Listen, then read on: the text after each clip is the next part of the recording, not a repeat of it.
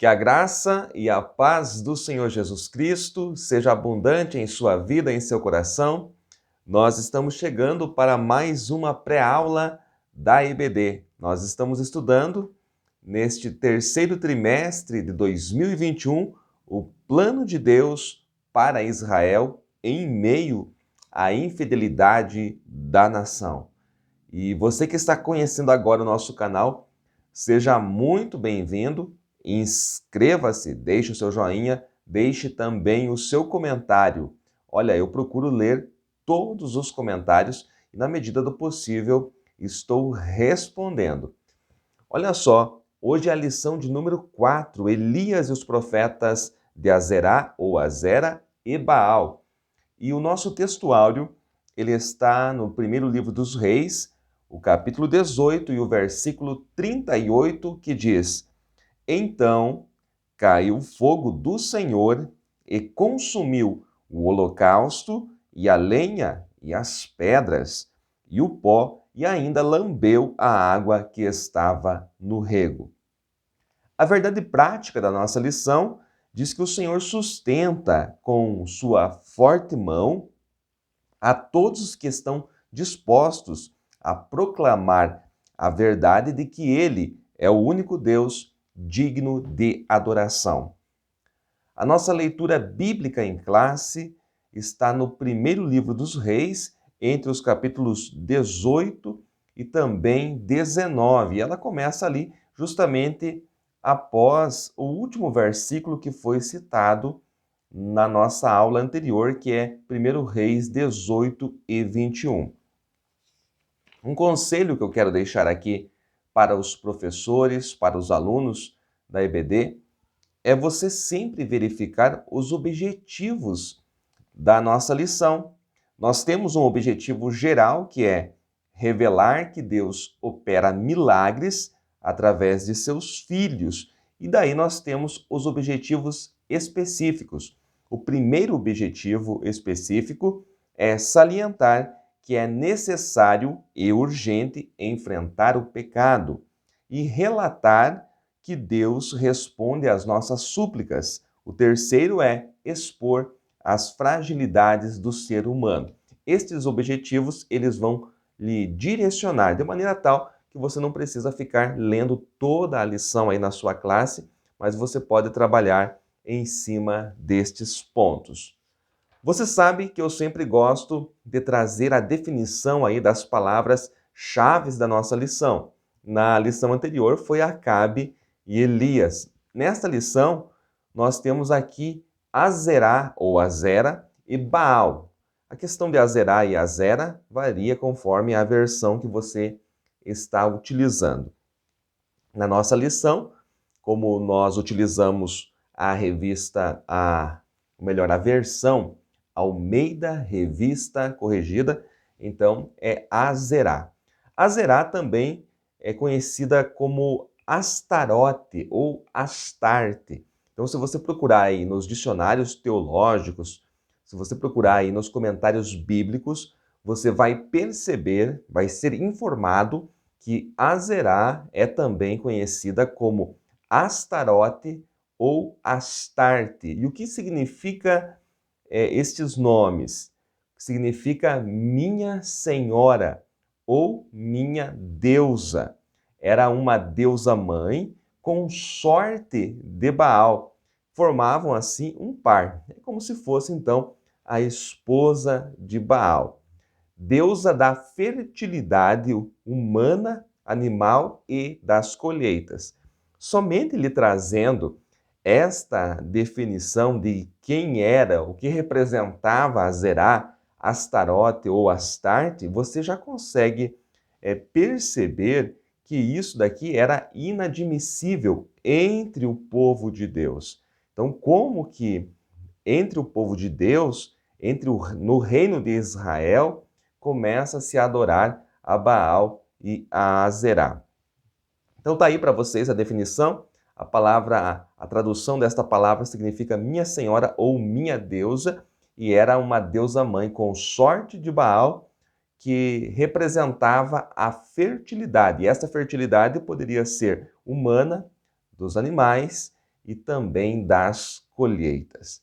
Azerá e Baal. O que significa Baal? Baal é uma divindade cananeia, que significa proprietário, significa senhor, significa marido.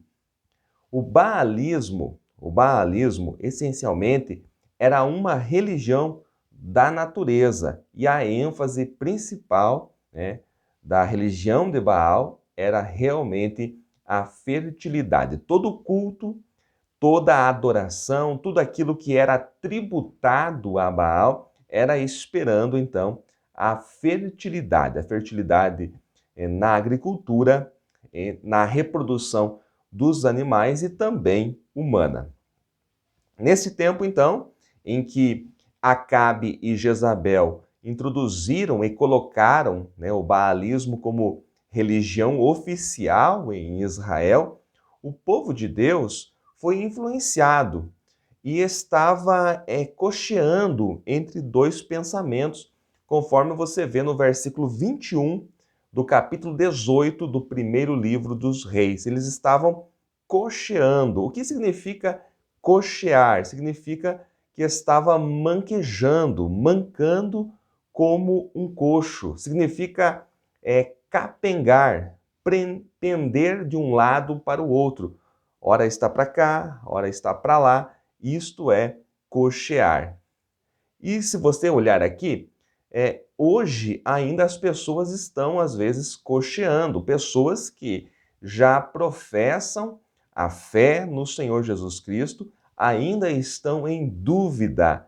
Uma hora está com Deus, num relacionamento íntimo, outra hora está com as coisas mundanas, com as coisas do mundo. Tem o seu ídolo, que pode ser outra coisa. Então, hoje ainda se pergunta a quem adorar. As pessoas ainda têm esta dúvida, porque lhes falta convicção. Conhecem a palavra de Deus, o Senhor já fez um milagre na sua vida, mas as pessoas ainda estão vacilando, ainda estão pendendo de um lado para outro. A quem nós devemos adorar? E é esta resposta que Elias vai trazer aqui. Ele vai lançar um desafio para o povo. Então, já que vocês estão vacilando, vocês não sabem a quem adorar, vamos ver quem é o Deus verdadeiro e qual é o desafio que o profeta Elias lança. O desafio é que eles deveriam clamar, então ele reuniu os profetas de Baal e de Azerá, 850 ao todo, e o Deus que respondesse sobre o altar com fogo, o Deus que respondesse com fogo, este seria o Deus verdadeiro. E é óbvio que Baal e Azerá não responderiam porque eles não existem, eles não têm vida. Então somente o Deus verdadeiro poderia responder com fogo. O nosso Deus é o mesmo Deus de Elias, o Deus do fogo. O nosso Deus, ele é o mesmo Deus de Moisés, o Deus do fogo. Lembra lá no capítulo 3 de Êxodo capítulo 3, quando o Senhor se revelou a Moisés? Como que o Senhor se revelou a Moisés? Através do fogo. Moisés olhou e a sarça ardia no fogo, porém ela não se consumia. E ali naquela sarça, Deus se revelou a Moisés. E Moisés pergunta, mas quem é o Senhor? O que é que eu vou falar para Faraó? E aí o Senhor responde, o Deus do fogo responde, fala que o Eu Sou te enviou. Quem estava ali naquele fogo era o próprio o Eu Sou. O Deus que respondeu sobre o altar de Elias é o mesmo o Eu Sou que estava ali no monte com Moisés. Este é o nosso Deus. Então hoje nós não temos por que duvidar. O nosso Deus é o Deus verdadeiro e que ainda responde os seus. Então aconteceu isso. Primeiro os profetas aí de Baal, eles começaram a clamar, a invocar a Baal para que respondesse, e Elias até zombou deles em certo momento, e eles fizeram tudo o que era possível e se cortaram e bagunçaram o altar. Então chegou a vez de Elias. Baal não respondeu, chegou a vez de Elias, e a primeira atitude de Elias é que me chama a atenção. No versículo de número 30, 1 Reis 18:30, diz: Então Elias disse a todo o povo: Chegai-vos a mim. E todo o povo chegou a ele e reparou o altar do Senhor que estava quebrado. Esse é um detalhe muito importante. Elias primeiro reparou o altar que estava quebrado. Olha só um detalhe muito importante para você trabalhar na sua aula. Jeová não manda fogo em altar que está quebrado. O Senhor não vai responder com fogo sobre o altar que está bagunçado, que está danificado. A primeira atitude nossa para receber o fogo do céu é reparar o altar, é preparar o altar para que o Senhor se manifeste nesse altar. Somente se o altar estiver em ordem é que o Senhor vai se manifestar. Talvez Deus ainda não respondeu sobre o teu altar porque está faltando alguma coisa, é preciso reparar o altar. Nós vemos aqui, né, no texto de 1 Reis, o capítulo de número 18, né, e a partir do versículo de número 31, que Elias, ele tomou ali 12 pedras, 12 cântaros, lenha e dividiu ao meio o bezerro. Então nós vemos aqui que Elias toma os elementos do sacrifício, ele toma os elementos do sacrifício e coloca em ordem 12 pedras, 12 cântaros, representando as 12 tribos de Israel, porque Deus não é somente Deus em Israel, o reino do norte, mas sobre todo o seu povo, sobre Judá, sobre Benjamim, sobre as 12 tribos, o Senhor é Deus. Então ele toma ali 12 pedras, 12 cântaros, representando as 12 tribos de Israel, e ele toma também a lenha. O que é a lenha? A lenha é o combustível para o fogo. O fogo Deus vai mandar, mas é preciso colocar em ordem o altar e é preciso ter combustível para o fogo. E o combustível para o fogo é a lenha. Ele toma também o bezerro e divide ao meio. Essa questão do animal dividido ao meio para o holocausto representava uma aliança que fora quebrada. Então, o animal separado ao meio é como se fosse uma aliança que estava sendo que fora separada e agora estava sendo reatado, uma nova aliança, um novo concerto. Isso você verifica nos versículos 31, 32 e 33 do capítulo 18 do primeiro livro dos Reis. Aí, a partir do versículo 36 do mesmo capítulo, Elias faz uma oração curta, mas com fé. Olha só, quando chegou a hora da oferta de cereais, o profeta Elias aproximou-se e disse: Ó Senhor, Deus de Abraão, de Isaque e de Israel, manifeste-se hoje que tu és Deus em Israel e que eu sou o teu servo e que, segundo a tua palavra, fiz todas essas coisas. Responde-me, Senhor, responde-me para que este povo conheça que tu, Senhor, és Deus e que fizeste retroceder o seu coração. Aí sim vem o versículo de número 38, então caiu fogo do Senhor. Este é o nosso textuário. Caiu fogo do Senhor, consumiu o holocausto e a lenha e as pedras e o pó e ainda lambeu a água que estava no rego. Olha só, a água que ele tinha colocado na valeta, encharcado realmente, o fogo do céu lambeu até a água. Isto é algo sobrenatural.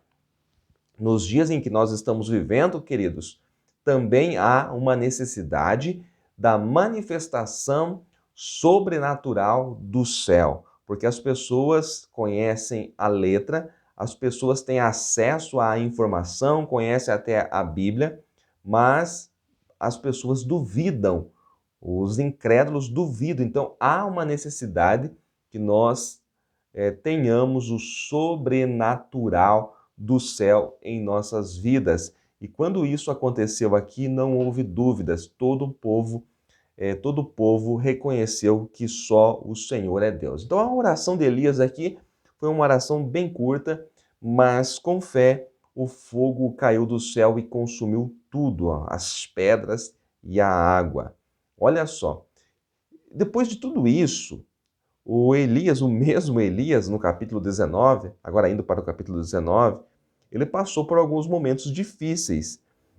Há algo importante que eu quero trazer para vocês aqui, para vocês trabalharem no terceiro tópico, e que é muito importante, é que por mais que um homem de Deus tenha poder, ou por mais poder que o homem de Deus tenha, ele ainda continua sendo um homem.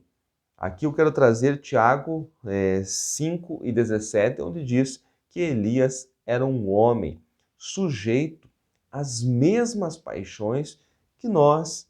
Ele não era um super-homem, ele não era um super-herói, ele não é um herói de filmes, não. Ele era um homem comum. Assim também, os grandes homens de Deus, aqueles que foram usados durante a história, aqueles que ainda são muito usados pelo Espírito Santo nos nossos dias, eles ainda continuam sendo um homem. Por quê? Assim como é errado o povo adorar um Baal, Azerá, como nós estamos mostrando aqui, é errado fazer dos homens de Deus ídolos.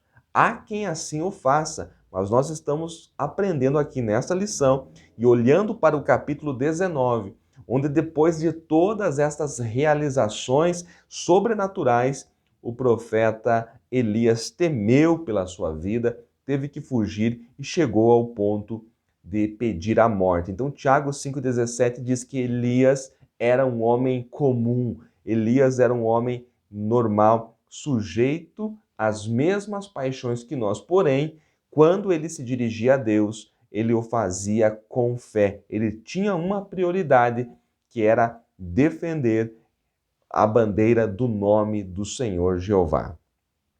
É preciso, então, saber lidar com as crises internas. Quando nós vemos aqui no capítulo 19, nos primeiros versículos já, Elias enfrentando esta crise interna, isto é algo normal, qualquer um de nós pode passar por esse tipo de dificuldade, até mesmo Elias passou, mas é preciso saber sair dessas crises internas, é preciso saber superar isso para que isso não comprometa o seu ministério.